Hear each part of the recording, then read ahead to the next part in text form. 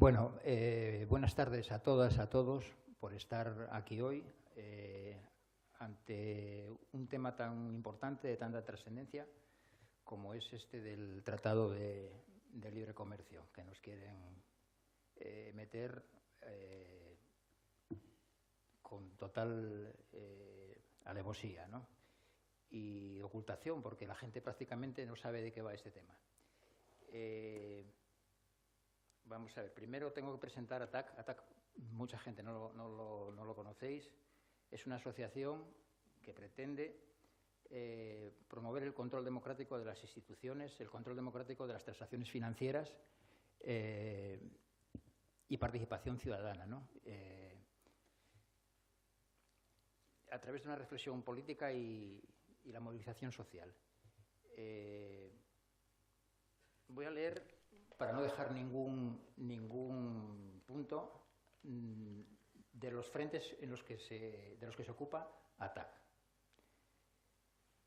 La denuncia de las políticas neoliberales, la imposición de una tributación adecuada a las transacciones financieras, tasa Tobin, la supresión de los paraísos fiscales, una fiscalidad justa incrementando la fiscalidad de las rentas del capital, unos servicios públicos universales que garanticen derechos sociales básicos de los ciudadanos y ciudadanas, la democratización de las instituciones internacionales, la recuperación de la política y de los valores democráticos por la ciudadanía, la aplicación de una renta básica universal,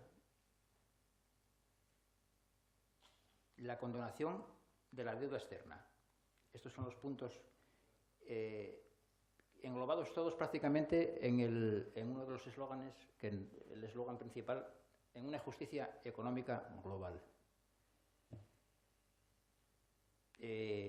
Nos acompaña, como veréis por ahí en muchos sitios de Cangas, y venís también de Infiesto y bueno, de toda la comarca oriental, que aprovecho también para daros las gracias. Hay por aquí personas de muchas tendencias políticas, asociativas y demás, ¿no? Entonces, bueno, agradeceros aquí vuestra presencia. Quiero presentaros a Ricardo García Zaldívar.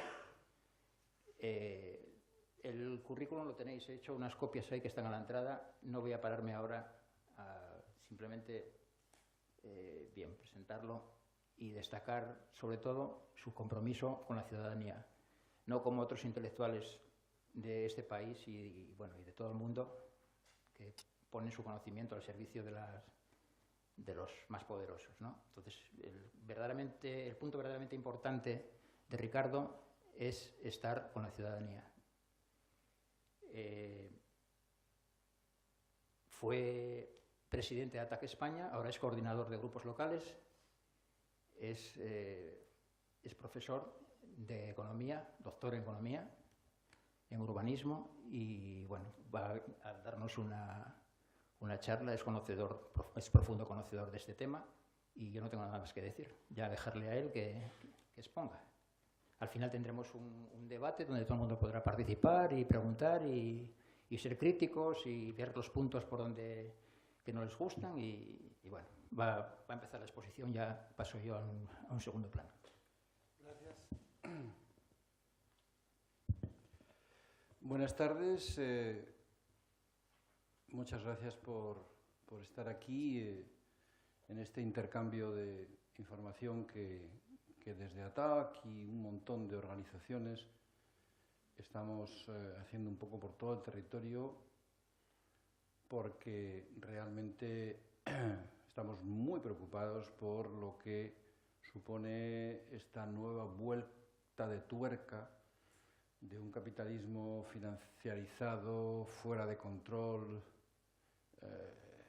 para algunos en crisis, para otros totalmente alejado de un discurso capitalista que en algunos momentos han realizado y que tendremos ocasión de comentar. Como os han dicho en la introducción, soy profesor y tengo algunas digamos, deformaciones, algunos tics como profesor, como por ejemplo, siempre empezar preguntando. Y lo voy a hacer. Por ejemplo, de los que estáis aquí, levantar la mano los que no hayáis oído nunca hablar del Tratado de Comercio e Inversión Transatlántico. ¿Hay alguien en la sala que no haya oído nunca hablar del TTIP? ¿Una persona? ¿Dos? Bueno, vamos bien, vamos bien. Esto mismo hace exactamente 10 meses era exactamente al contrario, es decir, había todas las manos levantadas y había un par de ellas que quedaban sin levantarse. De hecho, yo hacía la pregunta al revés. Esto es bueno, esto quiere decir que no es que haya medallas que colocarse, todavía no es el momento, pero sí quiere decir que el tejido social, las organizaciones que constituyen el tejido social de una sociedad como la española, en el escaso plazo de unos meses, ha tomado conciencia, por lo menos, ese tejido social más o menos sensible, ese tejido social que cuando ve las noticias en la televisión se cabrea, ese tejido social, por lo menos, en estos momentos sabe, aunque no sepa mucho, sabe que el Tratado de Comercio e Inversión Transatlántico entre Estados Unidos y la Unión Europea es algo no muy positivo y es algo frente a lo que hay que tratar de parar y, si es posible, tumbar. Este acto, como yo ya diría el centenar de actos que en los últimos meses hemos ido haciendo por lugares bastante recónditos del territorio español, trata exclusivamente de eso, de pasaros información, animaros a que en vuestra actividad lo propaguéis, nos ayudéis efectivamente a hacer lo que haya que hacer para que este tratado no entre nunca en vigor. Ahora veremos por qué.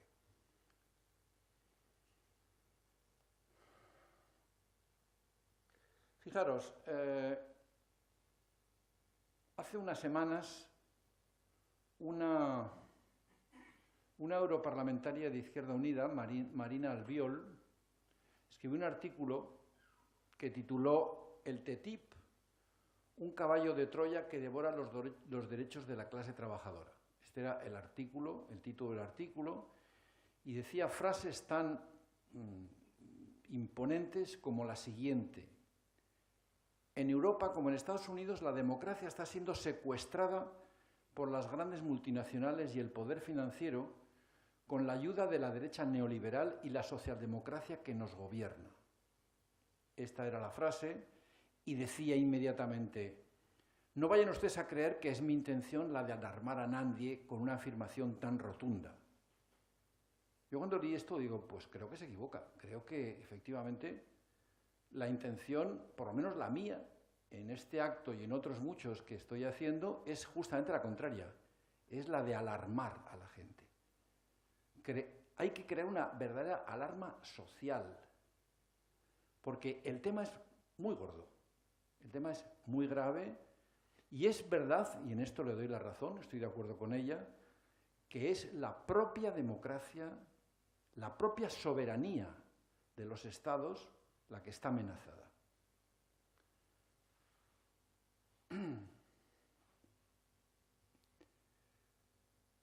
Vamos a hablar de tratados. Aparentemente es como un tema muy lejano, ¿no? O sea, de hecho en este país prácticamente no se ha hablado de tratados y sin embargo la Unión Europea lleva haciendo tratados 20 o 30 años. Tratados internacionales de comercio. No se hablaba de esto. No se hablaba porque, de alguna manera, solo muy pequeñas organizaciones, muy en contacto con, por ejemplo, colectivos afines dentro de su propia organización de América Latina o de Asia o de África, que estaban durante los últimos 20 o 30 años movilizándose contra los tratados, sabían que efectivamente los tratados es algo que acaba afectando a la vida cotidiana de la ciudadanía. Lo que pasa es que los tratados que hasta este momento ha firmado la Unión Europea, y en esto hay una traza de egoísmo, pero es así, resulta que hasta que la gente no le pisan el callo, por más que le digan que en otros sitios se están pisando callos, es bastante costoso de que se movilice. Y estaban pisando callos, se estaban, por ejemplo, movilizando de una forma muy importante en otros países. Un ejemplo, cuando nosotros en ATTAC, en Europa, en España, en Francia, en Alemania, estábamos peleando contra los paraísos fiscales, exigiendo un impuesto a las transacciones financieras, nuestros compañeros de ATTAC Argentina nos decían, es muy importante el tema ese y nosotros lo estamos tocando, pero aquí, ahora mismo, tenemos un objetivo mucho más prioritario, que es frenar el ALCA. El ALCA son las iniciales del Tratado de Libre Comercio para las Américas. Y lo frenaron, lo pararon. El ALCA fracasó. Pero nosotros en aquellos momentos no veíamos que el tema de los tratados fuera un tema que entraba dentro de las prioridades de una organización como ATTAC o de una organización como, por ejemplo, SODEPAZ o alguna otra que estaban tratando de luchar contra las causas de la pobreza y contra las causas de la desigualdad. Ha tenido que ocurrir lo que implica el tratado que vamos a denominarle como le denominan los en Europa y en Estados Unidos, con sus siglas en inglés, TTIP, TTIP. TTIP son las siglas de Transatlantic Trade and Investment Partnership, que traducido es exactamente, yo prefiero decir tratado, no acuerdo, porque partnership puede ser asociación, puede ser acuerdo, pero a mí me gusta más denominarlo tratado, que es realmente lo que se negocia entre países. Yo diría, si quiero matizar más, lo que se negocia entre las élites de los países, entre los gobiernos de los países, porque muchas veces la ciudadanía no se entera después y tarde cuando empieza a sufrir las consecuencias. Pues bien, ha tenido que ocurrir que el TTIP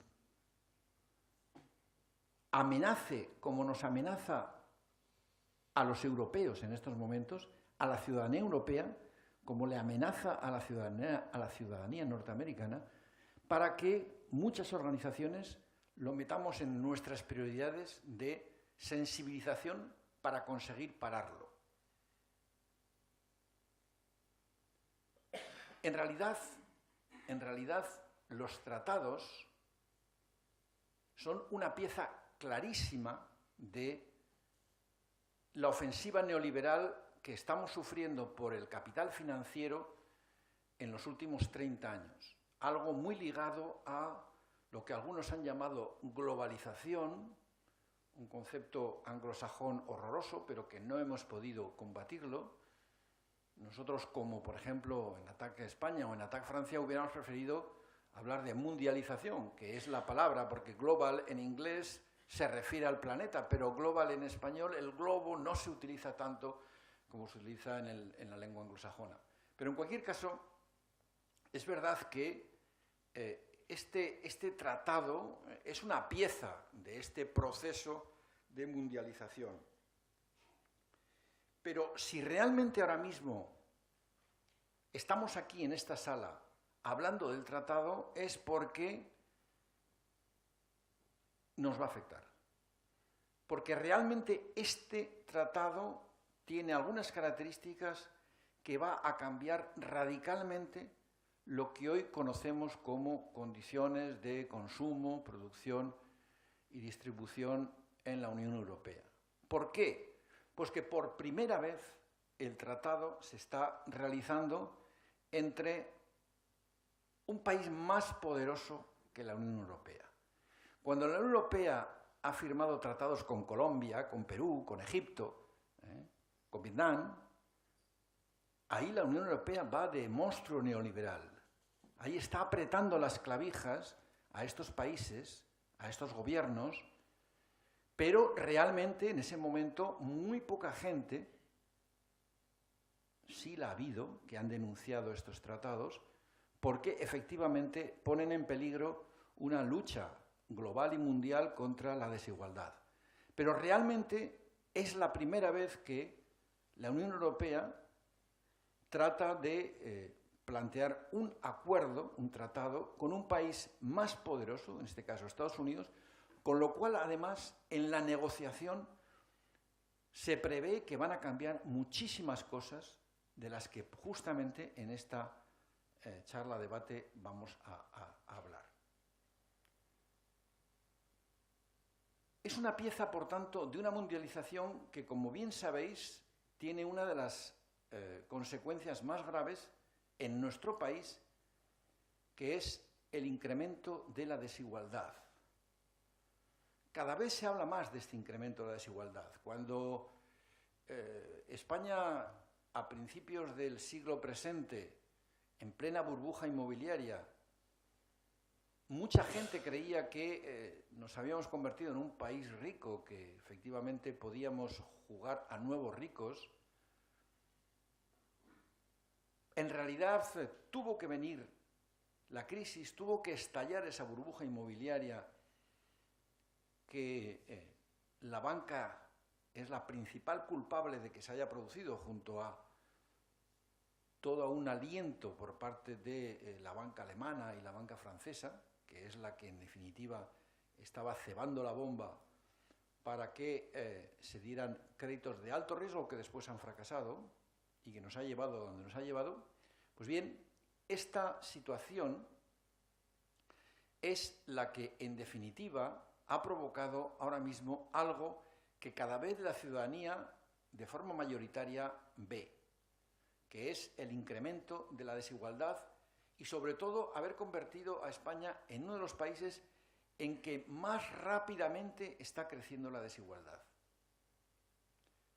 Hace unos meses, no llega más, hace un mes prácticamente, yo creo que fue a finales de octubre, primeros de noviembre, una ONG, Intermón Oxfam, publicó un estudio que se llamaba Iguales, en el cual denunciaba, por ejemplo, que las 20 personas más ricas de España poseen una fortuna similar en ingresos a los del 30% de la población más pobre, casi 14 millones de personas. 20 personas, 20 ricos. Todo esto se ha producido justamente porque la economía se ha financiarizado. Son las finanzas las que en estos momentos condicionan el que la riqueza se vaya acumulando. Y uno de los instrumentos claves, hay dos. Uno de ellos son los tratados, el otro es la deuda. A través de la deuda, esto es algo que nuestros compañeros latinoamericanos nos han enseñado en los años 90 y primera década del 2000, pero sobre todo en los años 90, la deuda ha sido utilizada, la deuda pública, ha sido utilizada por el capital financiero para conseguir unas condiciones de producción y de consumo que favorecieran esta acumulación bestial de riqueza cada vez en menos manos. Pues bien, la otra pata, el otro instrumento importante son los tratados. Y vamos a ver por qué. Vamos a ver por qué los tratados justamente suponen este instrumento de incremento de las desigualdades o, lo que es lo mismo, de concentración de riqueza. Este mismo estudio de Oxfam nos dice que el 55,6% del patrimonio español, de la riqueza española, está en manos de un 10% de la población. Es decir, estos datos son los que están cambiando a una rapidez vertiginosa, favorecida justamente por algo que llaman crisis y que muchos tendríamos que definirla como estafa, y que además esto va a una velocidad meteórica. Esta cifra del 55,6% del año 2013 era casi 4 puntos menos al comienzo de la crisis, en 2007, que ya era importante, era prácticamente el 51%, pero ahora ya es el 55,6%. Y la velocidad a la que esto se produce es enorme. Y uno de los instrumentos realmente son los tratados. Voy a utilizar, para ilustrar lo que os voy contando, para hacerlo un poco más ameno, voy a utilizar unos dibujos que una de las organizaciones que está dentro de la campaña, que es Amigos de la Tierra, ha difundido y que me sirve justamente para que, mientras yo voy hablando, veáis un poco cómo esta imagen del caballo de Troya que utilizaba Marina Albiol y que es realmente muy ilustrativa de lo que en realidad es el TTIP. Es un caballo de Troya.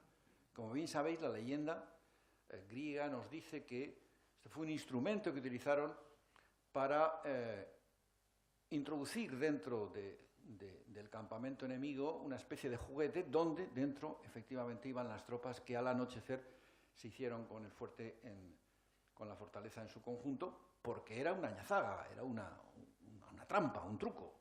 Esto es justamente lo que este símil del caballo de Troya, como otros que después utilizaré, creo que son importantes, porque en el fondo de lo que se trata es de que los que estamos hoy aquí seamos capaces de una forma exponencial, poder transmitir a mucha más gente que esto es perjudicial, que esto hay que pararlo, que esto es un verdadero caballo de Troya.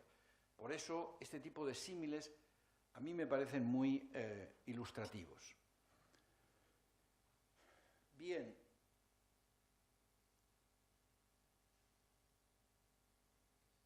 Estamos hablando de un acuerdo transatlántico sobre comercio e inversión. Este acuerdo transatlántico es, en definitiva, una respuesta geopolítica de un imperio en retroceso. Hace tiempo que la Unión Europea ha dejado de ser un imperio hegemónico y hace mucho tiempo que está en retroceso. Pero ahora, quien está en retroceso es justamente la potencia hegemónica en el planeta, que es Estados Unidos, retroceso que se ve claramente, por ejemplo, con la pérdida de hegemonía del dólar frente a otras monedas en el sudeste asiático.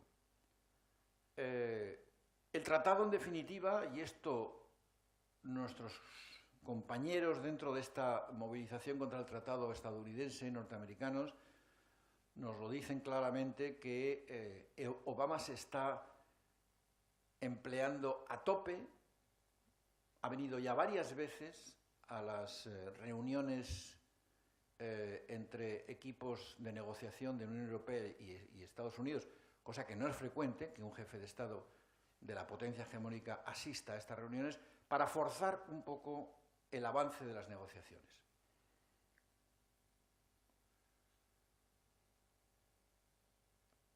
Digamos que unas negociaciones que empezaron a gestarse hace bastante tiempo.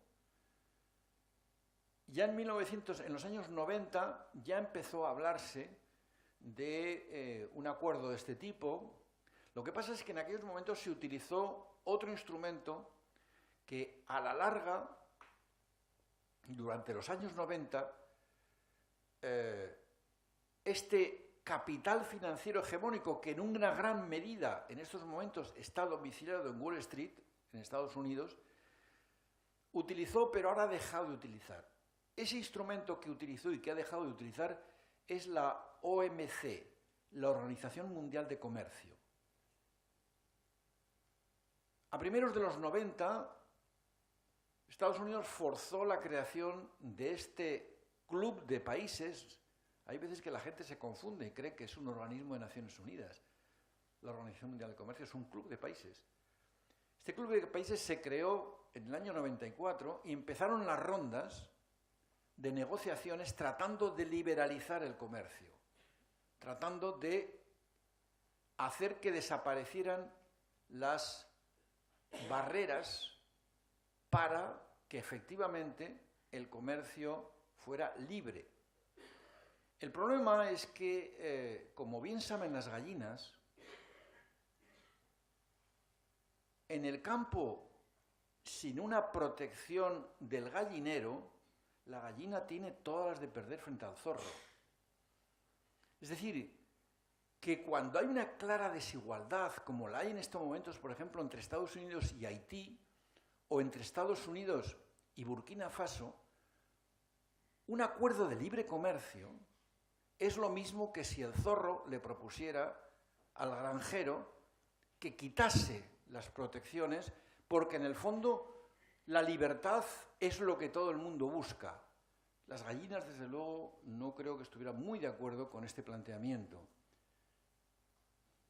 Esto es lo que realmente ha intentado desde el primero de los años 90 Estados Unidos como potencia hegemónica y muchas veces lo ha conseguido. Pero con la Organización Mundial de Comercio le salió mal. Le salió mal porque en el año 99, por ejemplo, en Seattle, en una de las reuniones de la OMC, ahí muchos estados se rebelaron y dijeron que no estaban dispuestos a firmar tratados que apoyaban la OMC, tratados que aceptaba la OMC como tratados de la OMC, y a partir de ahí nació el movimiento altermundista, también llamado antiglobalización, que desde luego ATTAC, que es uno de estos movimientos que surgió ahí, porque al año siguiente se realizó el primer Foro Social Mundial en Porto Alegre. ATTAC estuvo como una de las organizaciones que lo fomentó. Empezamos a difundir la idea de que otro mundo es posible y de ahí popularizamos el concepto de altermundismo, más que el concepto de antiglobalización, porque en el fondo el ser anti algo normalmente en política no es de alguna forma algo que tenga mucho futuro. Por eso hablábamos de que efectivamente nosotros rechazábamos no la globalización, sino determinada globalización financiera. Bien, pues cuando la OMC fracasó, Estados Unidos empezaron ya en los años 90 a negociar tratados bilaterales y multilaterales entre países.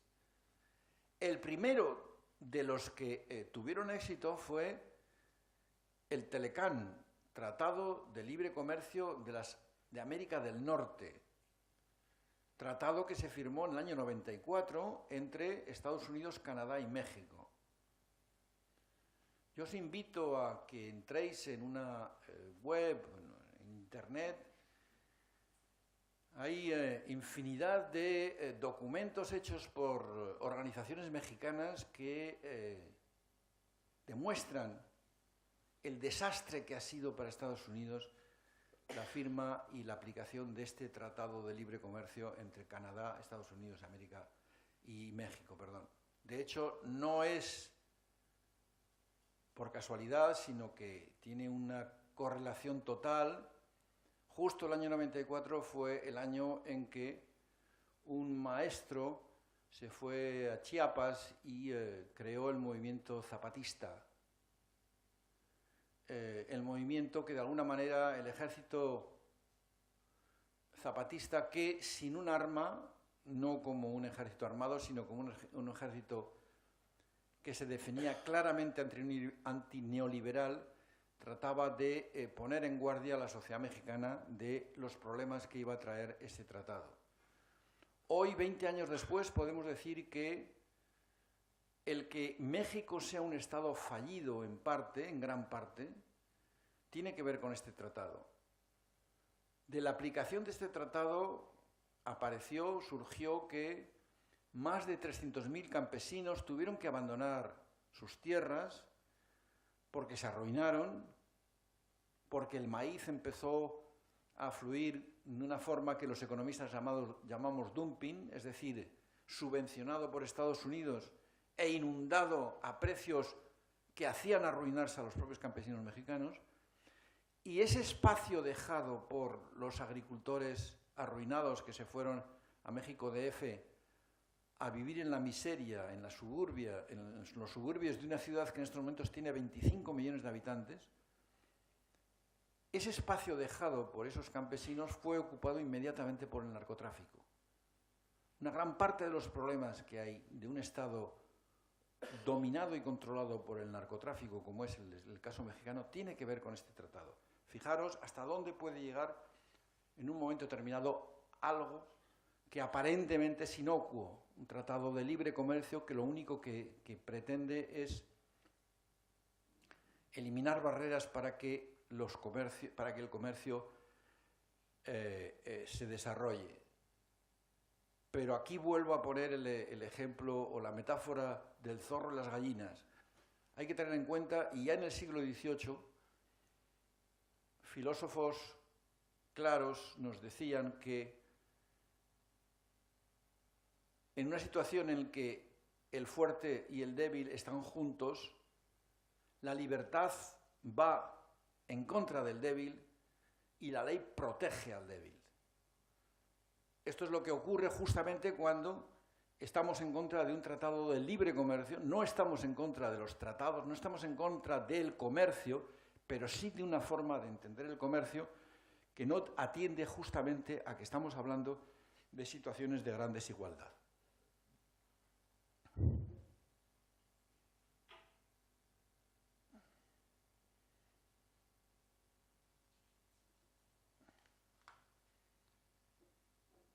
Bien.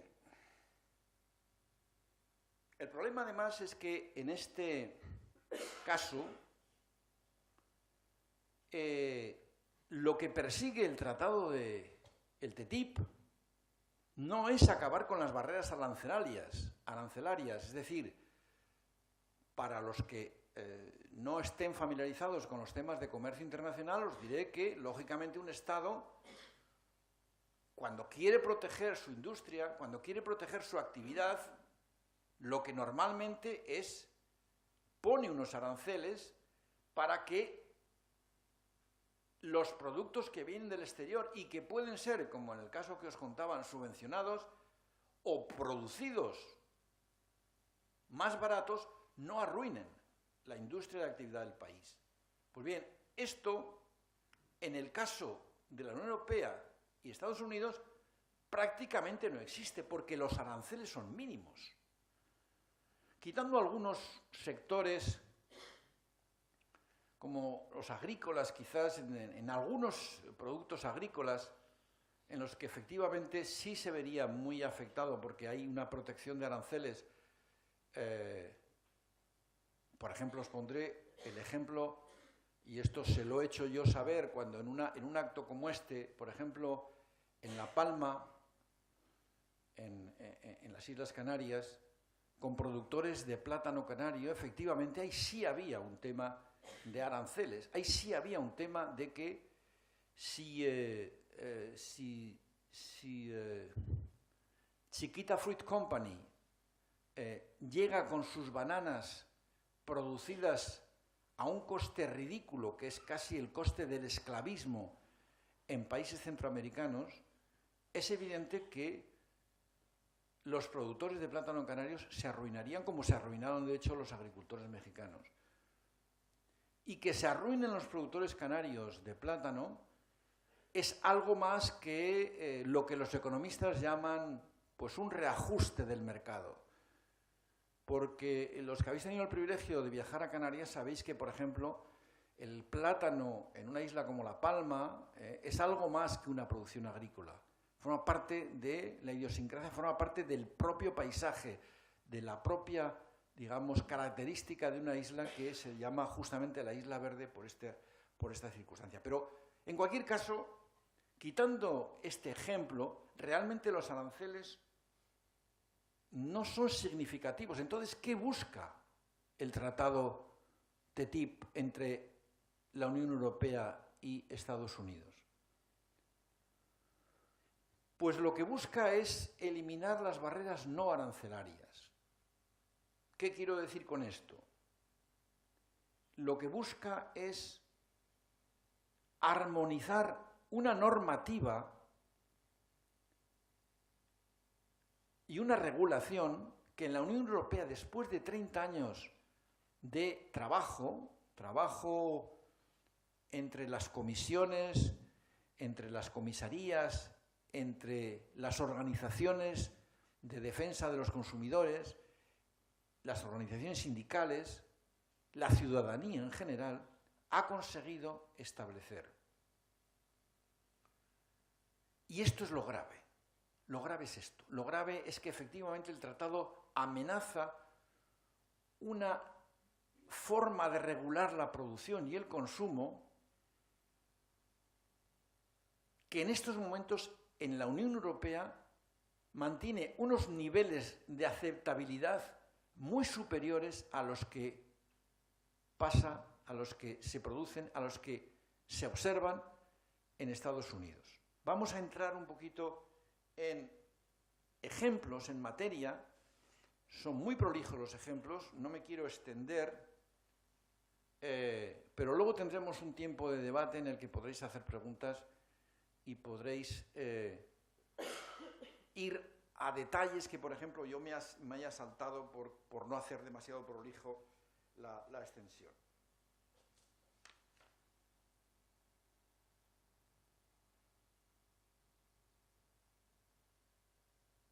En definitiva,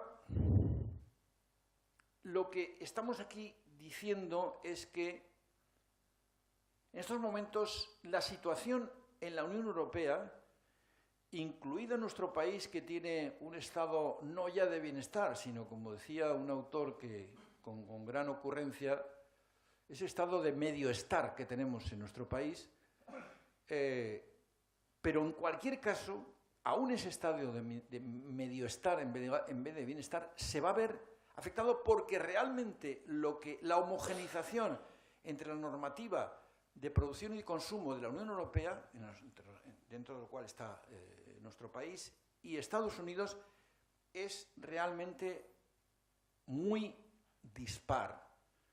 Por ejemplo, nosotros en estos momentos, aunque la ofensiva neoliberal tras la crisis la está afectando de una forma importante, tenemos unos servicios públicos que son, en parte, una remuneración no monetaria de los trabajadores. Bien, no sé si sabéis que, por ejemplo, en Estados Unidos la sanidad es totalmente privada. Es decir, la sanidad está en manos de unos seguros que, si tú tienes dinero, pues te haces un seguro y en caso de enfermedad el seguro veremos si te lo paga o no te lo paga. Hay un documental de Michael Moore que, si no lo habéis visto, os lo recomiendo, se llama Psycho, que refleja perfectamente esto con unos detalles realmente espeluznantes, pero reales. O sea, un trabajador en Estados Unidos que la sierra le ha cortado 2 dedos, pues el seguro le dice que eso no entraba dentro del seguro que él ha contratado y que cada implante de dedo le cuesta $12.000. De manera que, si él tiene unos ahorros, el trabajador afectado en la película de Michael Moore, pues decida que se implanta un dedo porque es justo para lo que le llega a sus ahorros. Es verdad que esto es un poco caricatural, ¿no?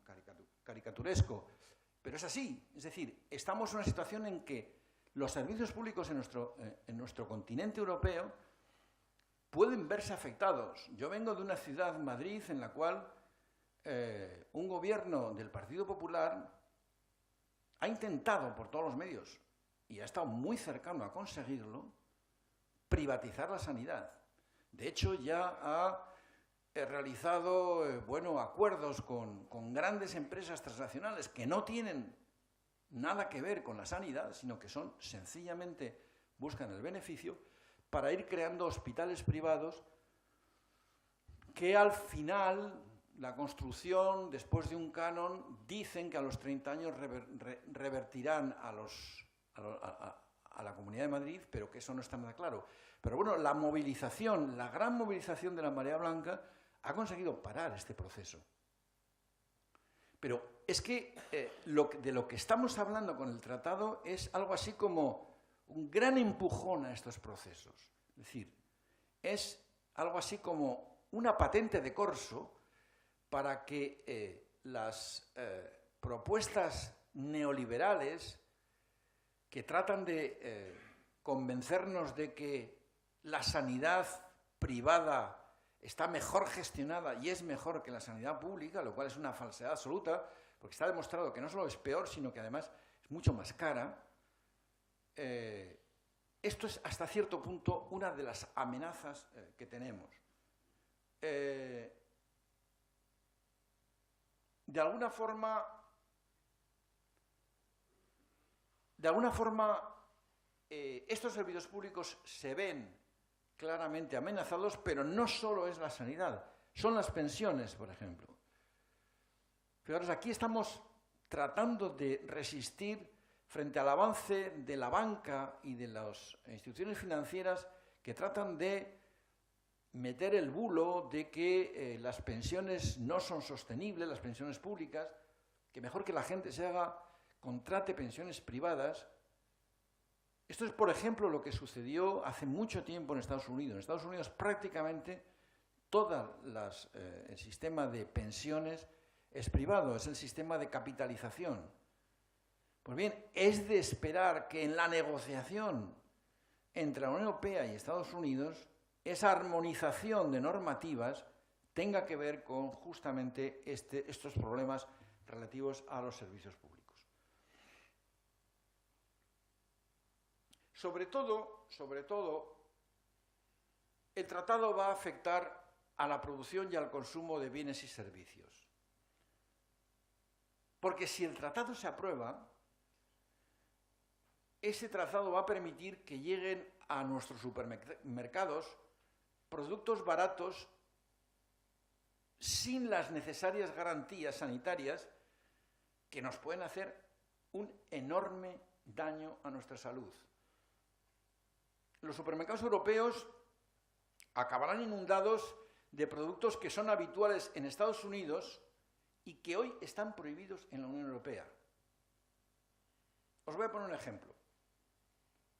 En la Unión Europea,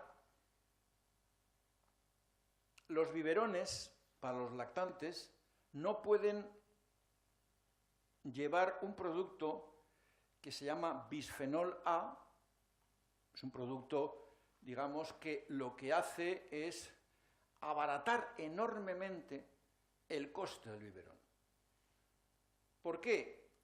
Pues porque el bisfenol A es un producto que entra dentro de la categoría de los llamados disruptores endocrinos que afectan de una manera especial a las personas más vulnerables, en concreto a los lactantes, a los bebés.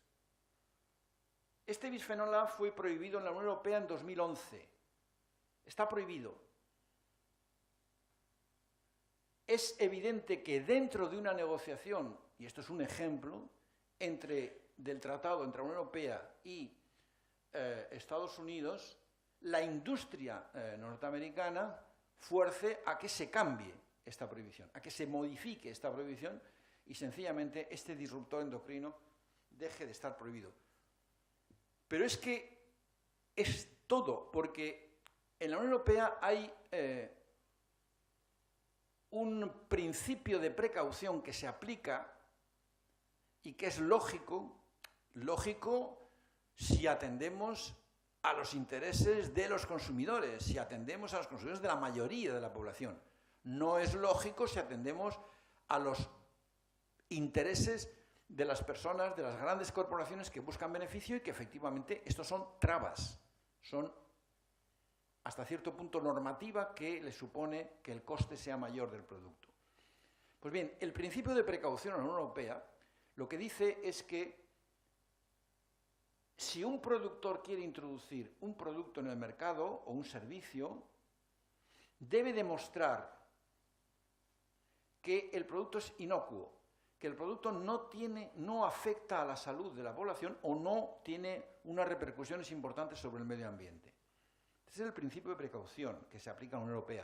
En Estados Unidos el principio es el inverso. Es decir, es la administración la que tiene que probar que un producto que quiere introducir un productor en el mercado tiene efectos sobre la salud o sobre el medio ambiente. Evidentemente, la diferencia es abismal. Eso explica por qué en Estados Unidos hay la 30ª parte de productos prohibidos que hay en la Unión Europea. Es decir, hay una desregulación evidente porque, sencillamente, las grandes corporaciones transnacionales norteamericanas han conseguido lo que no han conseguido las grandes corporaciones transnacionales europeas. No que no lo hayan intentado, pero no lo han conseguido. Esto me da pie un poco a tratar de descaricaturizar, porque hay veces que parece que los buenos de la película son los europeos y los malos de la película son los norteamericanos. Aquí quien sale ganando claramente son las grandes empresas transnacionales, a un lado y al otro del Atlántico. Lo que pasa es que la normativa que hay en estos momentos en la Unión Europea hace que las empresas transnacionales europeas y las norteamericanas, si vienen a producir y a comercializar en la Unión Europea, tengan que respetar esta normativa. Es justamente lo que el tratado pretende modificar y cambiar. Lo mismo ocurre con el modelo agrario entre Estados Unidos y la Unión Europea.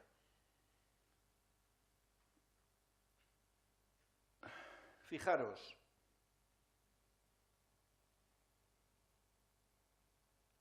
en Estados Unidos hay aproximadamente 2 millones de grandes explotaciones agrarias. 2 millones.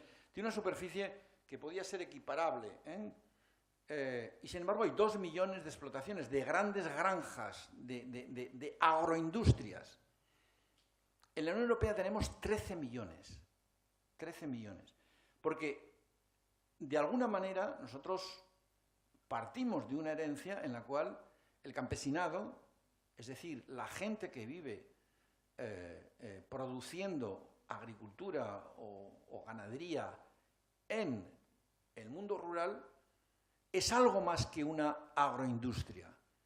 Son explotaciones familiares que muchas veces, además, tienen un impacto muchísimo menor sobre el medio ambiente, como lo sabéis probablemente muchos de los que aquí tenéis relación con lo que es la agricultura ecológica o la agricultura de proximidad o sencillamente la economía solidaria. Pues bien, esto va a cambiar. Este es otro de los elementos que están amenazados. También tenemos la amenaza de lo que llamaríamos la propia sanidad y productos fitosanitarios que se trata de armonizar.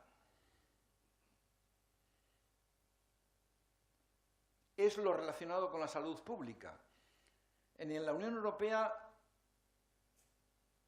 se puede contabilizar más de 1.200 sustancias que están bloqueadas por las autoridades sanitarias, que se utilizan en cosmética, que se utilizan en farmacéutica, y están bloqueadas porque se sabe que algunas tienen efectos cancerígenos, otras no está demostrado que no tengan efectos a largo plazo y por eso, de forma cautelar, están bloqueadas, pero en Estados Unidos este tipo de sustancias apenas llega a la docena. O sea, se pueden contar casi con los dedos de una mano. Es decir, estamos en una situación en la cual la desregulación en Estados Unidos es brutal y eso se nos puede acabar echando encima y cambiándonos algo que, como os decía al principio, durante mucho tiempo ha constituido lo que aún no está conseguido y estamos en retroceso, pero queremos conseguir, que es una Europa social que vele por el interés de la mayoría de la población y de la ciudadanía. Hay elementos, evidentemente, que tienen que ver con cosas que ya se saben. Europa está defendiéndose frente a los transgénicos, por ejemplo. No se sabe cuáles son los efectos sobre la salud de estas modificaciones genéticas en las semillas. Estados Unidos ha dado vía libre total a los transgénicos y grandes empresas como Monsanto o otras utilizan sencillamente porque les es más rentable y además controlan las semillas, esto es muy importante, y además controlan las semillas, todo este proceso. Esto es, de nuevo, algo que supondría ese caballo de Troya que aparentemente es inocuo y se introduce en nuestra forma de vida y que representa el TTIP. Está también, la carne con resistencia a antibióticos, o sea, normalmente aquí hay un control sanitario y veterinario sobre el uso de antibióticos en las producciones cárnicas.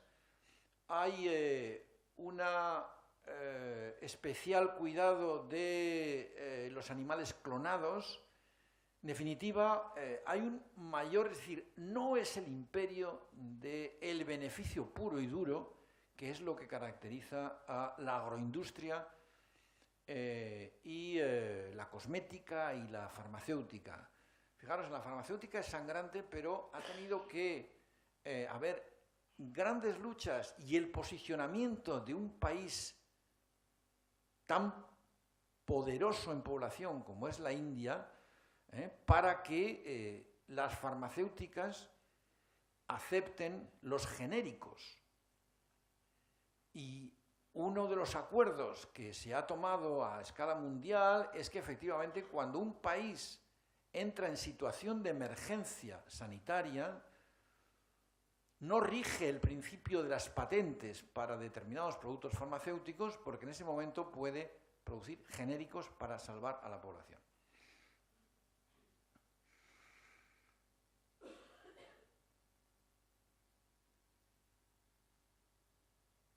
Hay una serie de,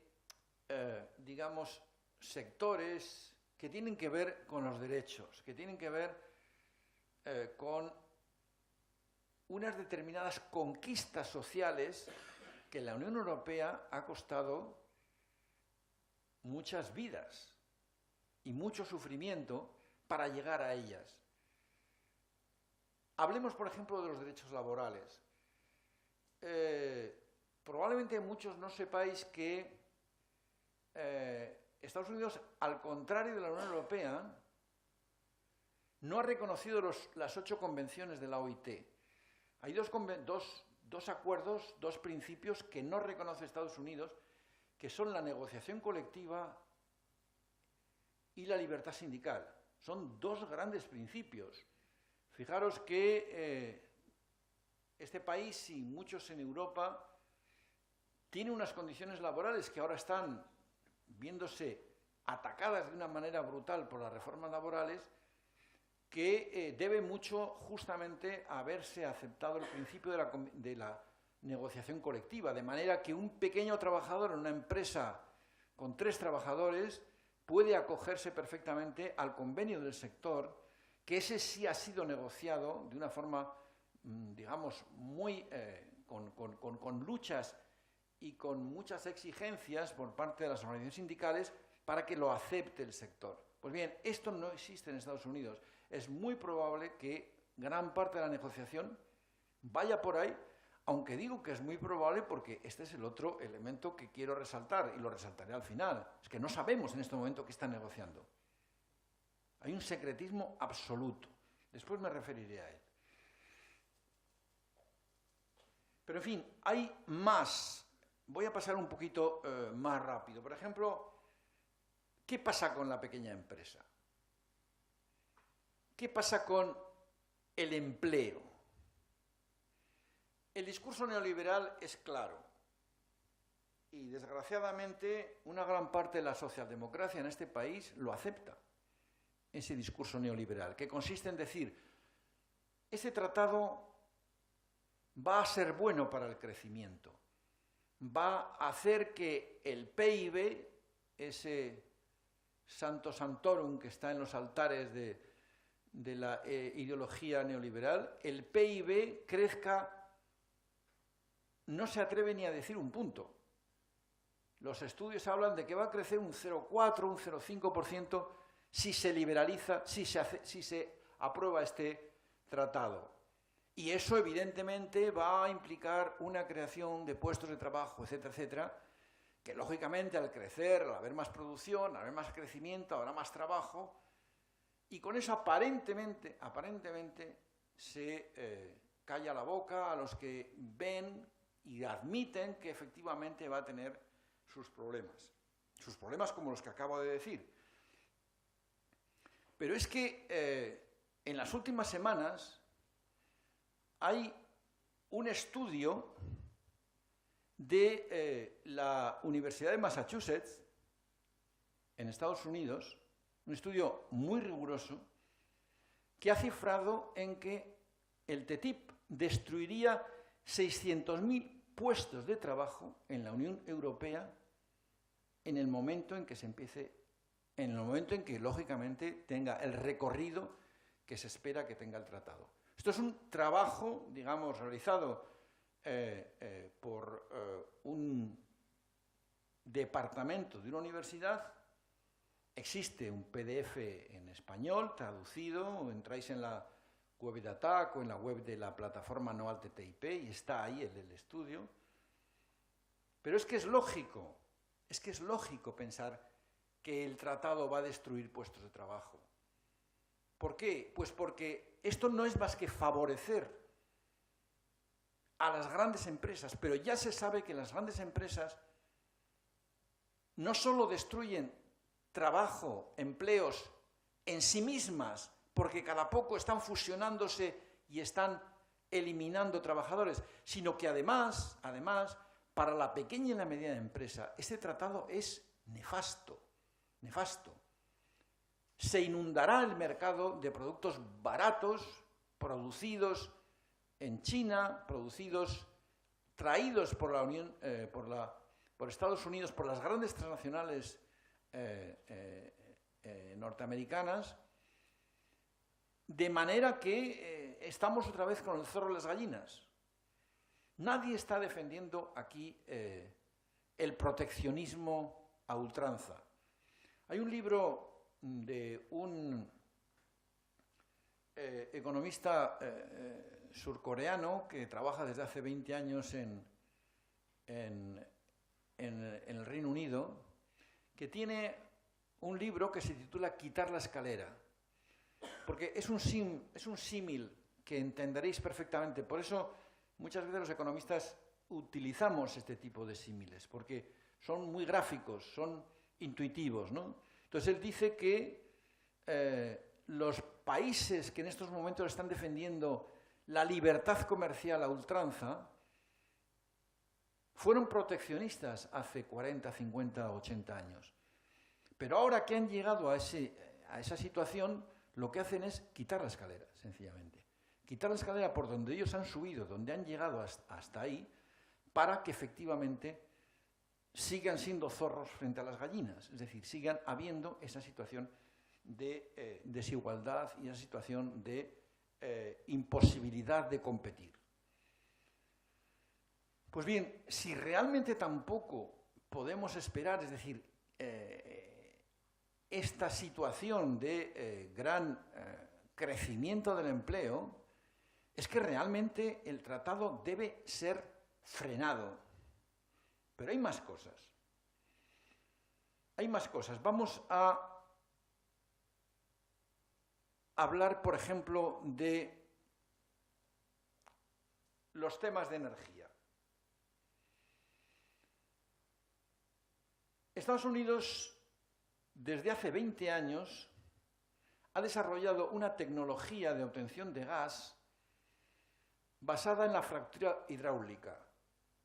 Son verdaderos especialistas, las grandes petroleras norteamericanas ahora mismo son verdaderos especialistas en llegar a un territorio, hacer una prospección y en el momento en que detectan gas de esquisto mezclado en la roca madre, inyectan importantes cantidades de agua a alta presión mezclada con arena y con productos químicos para poder extraer el gas. Esto tiene graves efectos sobre, primero, el territorio y el medio ambiente. A diferencia de la extracción petrolera convencional, donde lo que se obtenía era petróleo de unas grandes bolsas, que a lo mejor la bolsa duraba, yo qué sé, 15 o 8 o 10 años, en este caso, la explotación de fracking llega y en el periodo de un año más o menos desaparece, porque ya no hay más gas que extraer. Pero el desastre que ha creado en el territorio, con la inyección, con la contaminación de los acuíferos, con la inyección de estos elementos extraños, con incluso con los efectos sobre la salud de los animales, ganadería que viven en la zona, hace que, por ejemplo, el movimiento antifracking en Estados Unidos, que está absolutamente silenciado, sea uno de los más potentes del planeta. Pues bien, la Unión Europea tiene una prevención frente al fracking, tiene unas medidas cautelares. Desgraciadamente no es el caso de nuestro país, en el cual el gobierno del Partido Popular está concediendo concesiones de prospección en el norte de Castilla, en Santander, en Cantabria y aquí también. Pero aquí, hasta donde yo sé, parece que de momento no se han producido. Si se han producido han sido de forma muy puntual. Pero en cualquier caso, esto es algo que va a venir, algo que está ahí, es una amenaza verdadera. Porque por otra parte, en ATAC creemos que este modelo de crecimiento en base a la energía fósil no es el correcto, no es el que hay que apoyar. Hay que ir a un modelo mucho más sostenible, utilizando otros tipos de energía y, por supuesto, cambiando los modos de consumo de la población, porque efectivamente nuestra huella energética sobre el planeta haría que no todos los países del planeta podrían tener acceso a fuentes de energía fósiles, no renovables, como las que hay en estos momentos. Bien, por tanto, si el TTIP se aprueba, probablemente esta sea una de las puertas abiertas, es decir, un verdadero espaldarazo a la presión para que los gobiernos cambien sus políticas respecto del fracking. De hecho, por ejemplo, hay un conflicto claro entre estas políticas, y una actividad más sostenible en el territorio. Ahí tenemos el ejemplo en estos momentos mismo en Canarias, cuando Repsol está con el beneplácito del gobierno estatal, con el gobierno de la nación, y con el gobierno autonómico absolutamente en contra, haciendo prospecciones frente a la isla de Lanzarote. Bien.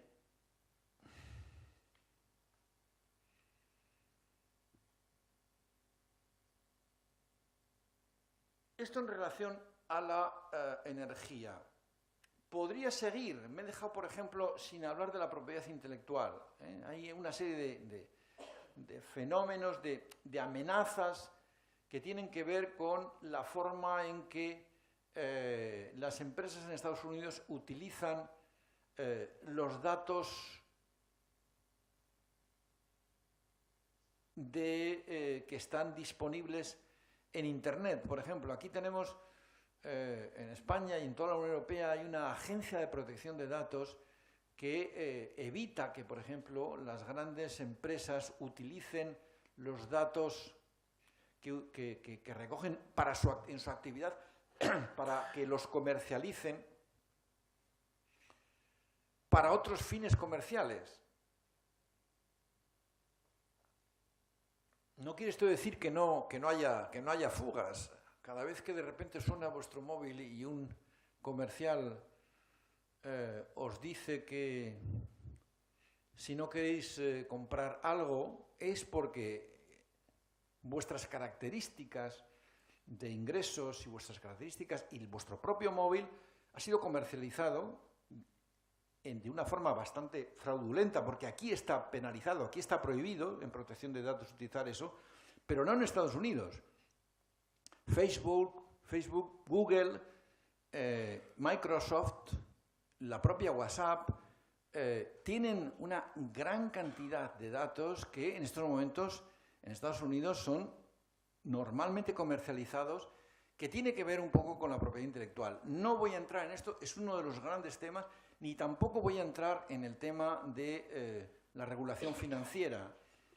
Fijaros, ATTAC es una organización que lleva 15 años tratando de movilizar a la sociedad para que se imponga un impuesto a las transacciones financieras.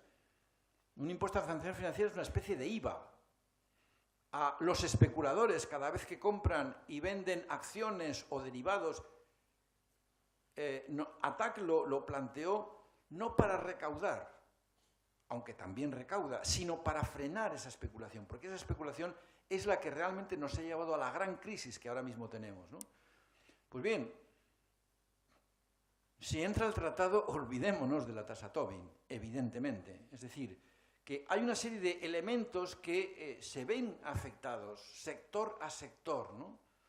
Pero voy a pasar un poquito por ellos y voy a centrarme, con lo cual ya voy a ir terminando, voy a centrarme en el aspecto más sangrante del tratado. Es un mecanismo que introduce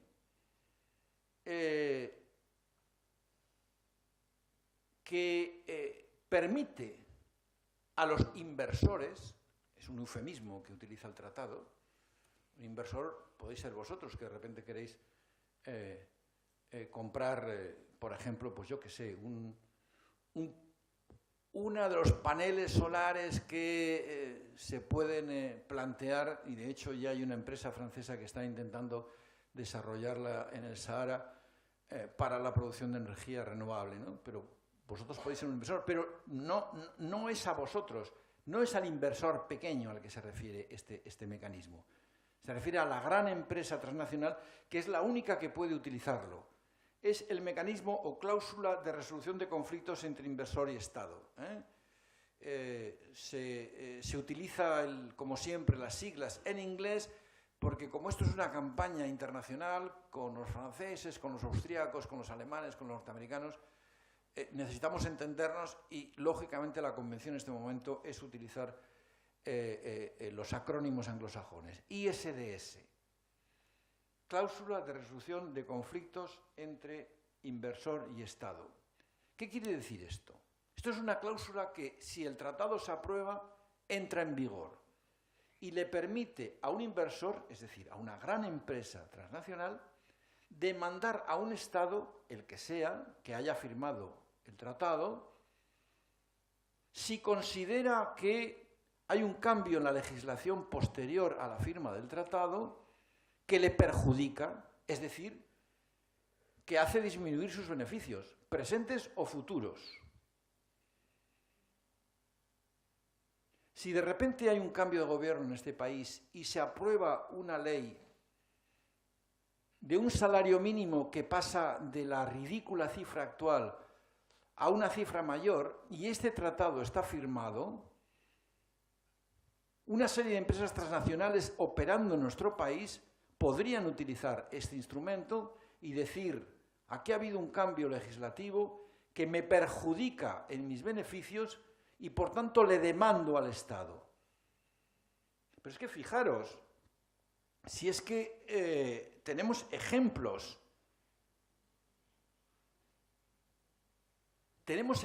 increíbles, y además, de alguna forma, esta cláusula, que ya se aplica en decenas de tratados firmados entre Estados Unidos y otros países, y la propia Unión Europea y otros países, hace que de repente haya aparecido una especie de canal de gran negocio, es decir, como un área de negocio que nos dice que, por ejemplo, en los años 90, cuando empezaron estos tratados, esta cláusula fue introducida con una lógica que hasta cierto punto, pues cualquier persona con uso de razón podía decir, pues tiene su lógica, efectivamente. Una empresa, pongamos por caso norteamericana, llegaba a Burkina Faso, hacía una gran inversión, no se fiaba del sistema jurídico de este país y quería unas garantías de que no el tribunal de este país, sino otro tribunal de fuera de este país, juzgara si efectivamente no se había producido un gran proceso de corrupción y la inversión de esa empresa se había visto claramente perjudicada. En los años 90 había, bueno, pues este mecanismo se utilizaba, yo qué sé, aquí las cifras que tengo aquí, por ejemplo, es de una docena de demandas al año. Bien, en 2013 ha habido un mínimo de 268 demandas contra 98 países, este es un dato de la UNTAD, de Naciones Unidas, realizados por empresas transnacionales. ¿Qué tipo de demandas son? Fijaros. Primero, por ejemplo, Philip Morris. El gobierno de Philip Morris es una empresa norteamericana con sede en Suiza. Suiza es un paraíso fiscal. Por tanto, Philip Morris, su sede está en Suiza. Suiza tiene un tratado de libre comercio firmado con Uruguay y con Australia, entre otras cosas, entre otros países. Tanto Uruguay como Australia han desarrollado en los últimos años una regulación del consumo de tabaco. En el fondo han venido a hacer una legislación muy similar a la que tenemos nosotros, por ejemplo, en España, que bueno, pues introduce una información en las cajetillas de tabaco y que tiene una reglamentación sobre dónde se puede fumar en lugares públicos para no afectar a los fumadores pasivos, a los no fumadores. Pues bien, esta regulación introducida por el gobierno de Pepe Mújica en Uruguay y por el gobierno australiano ha supuesto que Philip Morris tenga presentada en estos momentos una demanda de 2.000 millones de dólares tanto al gobierno uruguayo como al gobierno australiano. Otro ejemplo.